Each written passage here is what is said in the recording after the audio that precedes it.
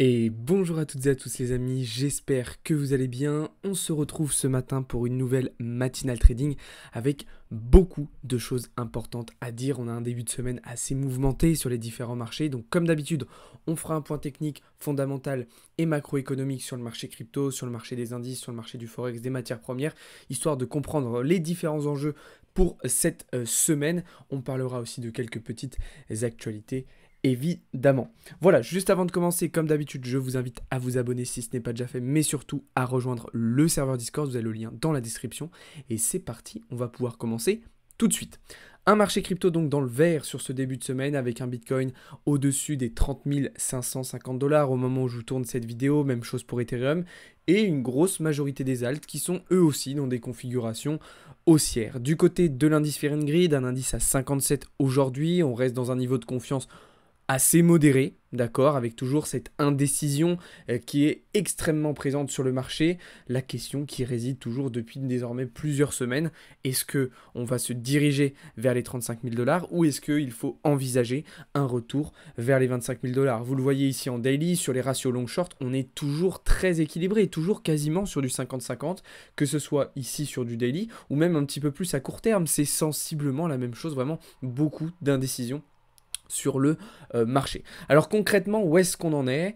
Et je vais vous faire un petit point sur la position qui a été prise hier soir lors du live pour ceux qui étaient présents sur le serveur Discord. On est donc venu chercher les 31 000 $, zone sur laquelle nous nous sommes positionnés. Et très rapidement, nous avons rétrocédé en direction des 30 200 $, ce fameux support sur lequel d'ailleurs nous avons pris un TP partiel et sur lequel nous avons remonté notre stop loss au prix d'entrée puisqu'on considérait que c'était une zone sur laquelle le prix allait potentiellement réagir. C'est exactement ce qui s'est passé et actuellement, vous voyez, on repart vers le haut. Alors, quelle direction le prix va pouvoir prendre désormais ? Première chose qu'il faut noter, c'est l'intensité et les volumes relativement intéressants qu'on a pu avoir, mais de manière localisée hier soir. C'est toujours le même problème, c'est qu'on n'a pas un volume, on n'a pas des volumes suffisamment importants sur le marché. On va en avoir de manière temporaire, par parcimonie, par moment, on va avoir des volumes importants, mais ça va très rapidement s'estomper et on n'a pas une intensité qui reste prolongée sur le marché. Ça, on le voit avec l'open interest. Et on le voit aussi sur le comportement des spots. Voilà, on a eu un petit peu d'achat spot hier lors de la montée. Et puis, pareil, ça s'estompe très très rapidement. Alors, à noter que la semaine dernière, le sentiment de marché était passé légèrement baissier pendant un certain temps. Pour le moment, on est resté sur quelque chose de similaire. L'autre chose qu'il faut noter, c'est lorsqu'on regarde la map de liquidation. Avec le mouvement hier soir vers les 31 000 $, on est venu récupérer la grosse majorité de la liquidité qui se situait au nord. Désormais, la zone à revenir chercher va se situer sous les 30 200 $, comme vous le voyez juste ici. Ok ? Donc voilà un autre élément qui va venir confirmer ce biais plutôt baissier qu'on va avoir sur Bitcoin. Et même chose lorsqu'on regarde l'order book, vous voyez ici cette zone des 30 260 $ environ qui va être intéressante dans un premier temps à revenir chercher. Là, on est sur du H1, mais si je vous mets sur du H4, puisque c'était la vue qu'on observait précédemment sur BTC, eh bien c'est sensiblement la même chose. Voilà, on est arrivé sur le haut et désormais, il va falloir qu'on revienne chercher toute cette liquidité comme je vous l'ai montré précédemment sur la map. Donc, notre biais reste baissier pour le moment. Maintenant, attention, on n'est pas à l'abri d'à nouveau de venir swap les précédents plus hauts. D'accord, c'est une possibilité qui existe toujours, donc restons prudents, on garde des pincettes, on est dans une phase de range, donc il faut rester prudent, voilà. Mais vous connaissez un petit peu le biais, le scénario privilégié par le département trading chez Blockchain Capital. Du côté d'Ethereum, désormais, c'est globalement sensiblement la même chose. Sauf que là, on ne s'est pas encore positionné puisqu'on attendait un prix d'entrée un petit peu plus haut sur Ether, aux alentours des 1918 $, mais c'est sensiblement la même chose. Voilà, nous sommes venus chercher la liquidité qu'il y avait au-dessus de nous, hein. On est même venu jusqu'ici. Désormais, c'est plutôt sous les 1850 $ qu'on va attendre Ethereum et notamment en direction de cette FVG vers les 1750 $. D'accord ? Donc voilà un petit peu ce qu'on pouvait dire déjà sur Bitcoin et Ethereum. On reviendra un petit peu sur Bitcoin tout à l'heure parce que je vous l'expliquerai, mais la semaine va énormément, et encore plus que d'habitude, s'articuler autour du comportement du dollar qui est sur des niveaux très importants. Mais ça, on y reviendra un petit peu après. On va continuer rapidement sur le marché crypto. Du côté de Solana, Solana qui est toujours ultra bullish, d'accord, qui continue son petit bout de chemin et qui continue de monter indépendamment du reste, d'accord. Donc je pense qu'il se passe pas mal de choses en interne du côté de Solana. On a eu la news la semaine dernière comme quoi justement Solana s'était proposé à Ethereum comme Layer 2. Et puis voilà, encore une fois, il faut savoir que Solana, ça reste quand même un écosystème avec une très forte communauté. Et il le prouve très très bien encore une fois aujourd'hui. Alors moi ce que je vais vraiment attendre sur Solana, c'est qu'on vienne break définitivement en daily ses précédents plus hauts, aux alentours des 27 $. Et après on pourra envisager potentiellement quelque chose de beaucoup plus intéressant. Mais déjà il va falloir atteindre ces précédents plus hauts en direction des 27 $. En tout cas, vraiment, le Solana sur lequel on s'est positionné il y a désormais quelques semaines qui fonctionne très très bien et qui performe très très bien. On va parler rapidement du BNB, puisque le BNB a attiré l'attention hier de par ses performances assez impressionnantes. Hier matin, alors qu'est-ce qui s'est passé? Bien tout simplement, Binance a annoncé un nouveau launchpad, le launchpad d'Arkham Intelligence, donc un token dans le secteur de l'intelligence artificielle. Et bien, vous le savez, pour participer à des launchpads sur Binance, il faut stacker du BNB. Donc si les gens n'ont pas de BNB, ils doivent en acheter. Et c'est probablement exactement ce qui s'est passé hier. Voilà, token, launchpad d'un token dans l'intelligence artificielle. Forcément, ça attire l'attention, ça attire les investisseurs. Et donc on a probablement eu des volumes d'achat assez importants sur le BNB, ce qui lui a permis de réaliser ces belles performances. Mais il ne faut pas oublier qu'en daily, la situation reste toujours très compliquée pour le BNB et j'ai envie de dire même plutôt négative. Hein. D'ailleurs, je vais vous partager une petite map là aussi de liquidation sur le BNB.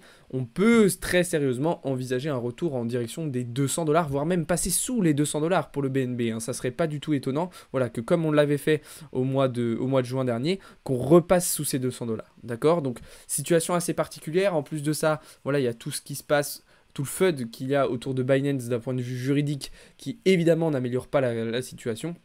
Donc évidemment, il faut rester attentif à tout ça. Petite anecdote cocasse vis-à-vis du launchpad justement de Binance, donc d'Arkham Intelligence. Il y a déjà eu un souci de sécurité, on l'a appris donc cette nuit sur Twitter. Je pense que Théo vous en parlera peut-être un petit peu dans sa matinale ce matin. Gros problème chez Arkham Intelligence alors que Binance vient d'annoncer le launchpad. Pas forcément une très très bonne... pas forcément un green flag, mais bon, voilà, on verra ce que ça donne. En tout cas, personnellement, je connais pas plus que ça le projet Arkham Intelligence, donc je vais pas le juger, je vous laisserai voir ça avec Théo. C'est sa spécialité. Voilà un petit peu donc pour le marché crypto. On va désormais pouvoir observer du côté des marchés financiers traditionnels désormais. Comme je vous le disais, la semaine va vraiment beaucoup s'articuler autour du dollar. Hein, cette semaine, on va observer le fait que le dollar est dans une forte tendance baissière depuis quelques jours et il a surtout cassé des niveaux de support assez importants, notamment celui-ci, celui des 102 points qui n'a pas tenu.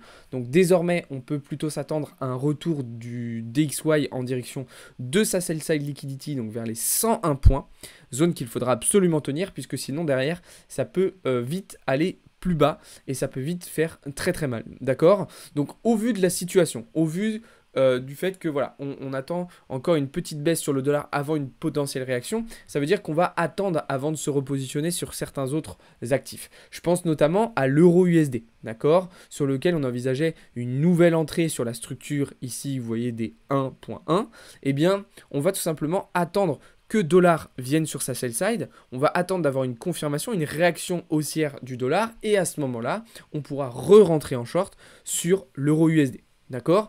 Ça va être sensiblement la même chose du côté de l'or. L'or sur lequel on s'était positionné il y a 2 semaines sur une position en swing, ça fait partie de toutes les positions qu'on a pu prendre sur l'or dernièrement.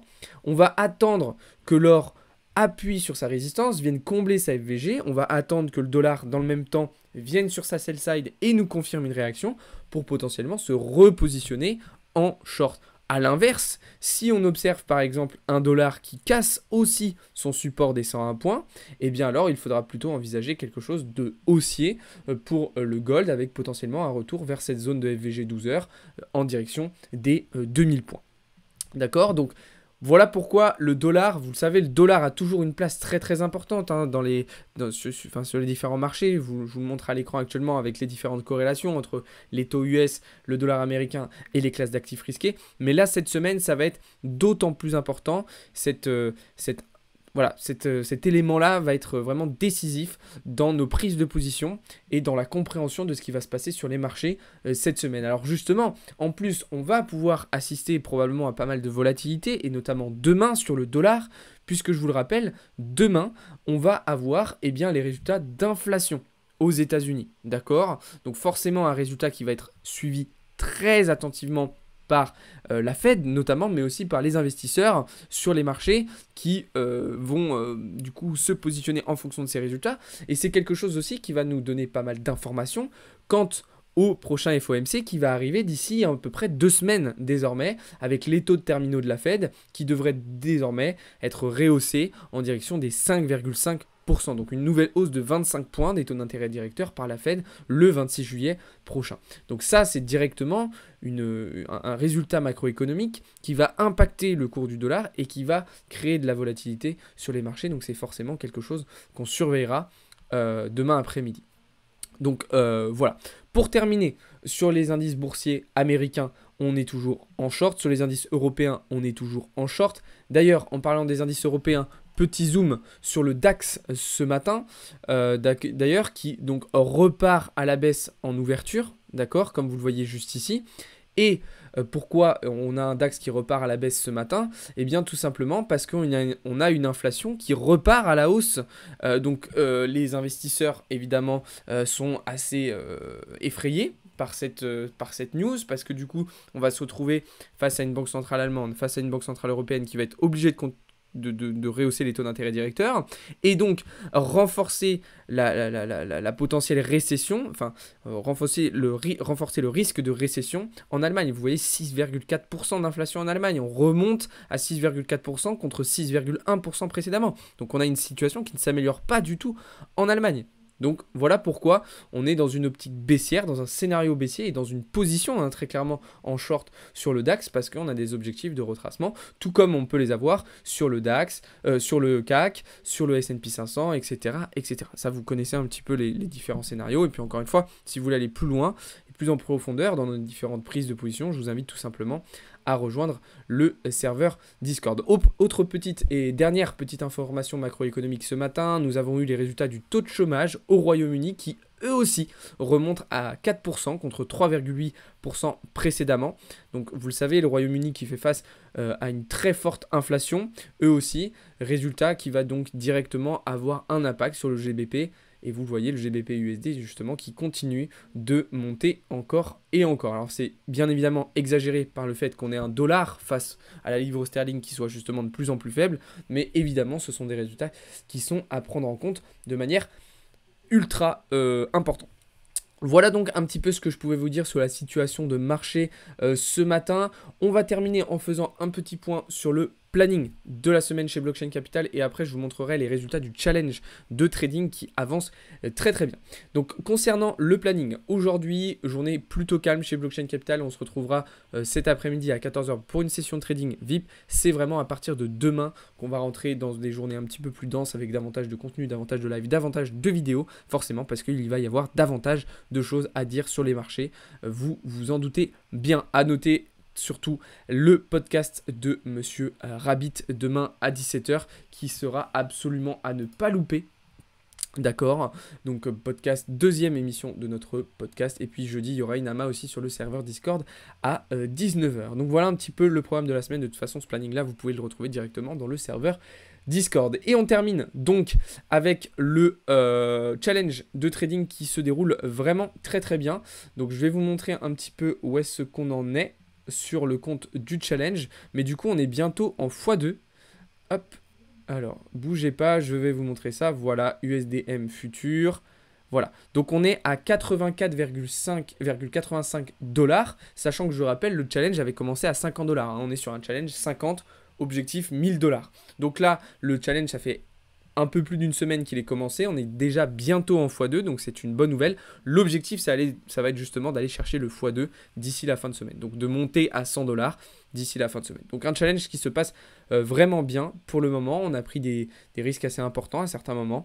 Mais voilà, de toute façon, vous avez l'update et le track record complet que je vous partage tous les dimanches dans le serveur Discord. Voilà les amis, juste avant de terminer, je vous invite encore une fois à vous abonner à la chaîne YouTube, à liker et à regarder les différentes vidéos. Je compte sur vous pour liker, partager au maximum la vidéo que je vais vous sortir ce matin, là tout de suite, là celle que je suis en train d'enregistrer.